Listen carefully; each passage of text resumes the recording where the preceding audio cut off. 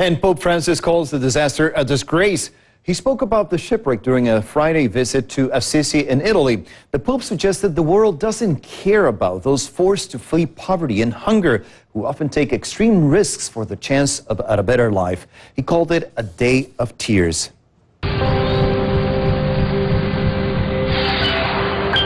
Pope Francis is a man on a mission. Today, walking in the footsteps of his namesake, St. Francis of Assisi, who gave up his wealth to serve the poor. The same mission this Pope wants for the Catholic Church he now leads. Today, Francis lingered, taking time to reach back to the many reaching out to him. His first stop, a center for the physically and mentally challenged, engaging each person he met. The Pope chose to have lunch at a soup kitchen, led to the table by a child for a meal of lasagna and roast beef.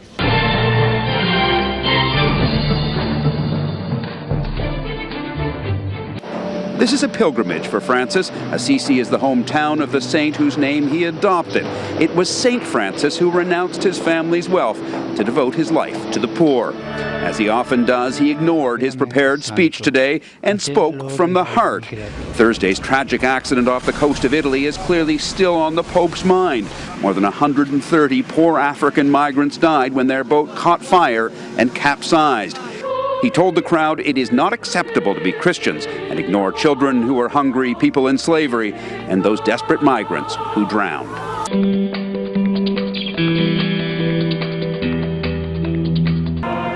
The visit to Assisi comes after 3 days of meetings with 8 cardinals who the Pope called to serve as his advisory group on how to reform the Vatican government. Pope Francis has shunned the spacious papal apartment for small quarters in a Vatican guest house. He's urged all members of the clergy to leave their comfortable palaces and get out among the poor and needy. He was ending his day with a visit to the small shack where St. Francis lived.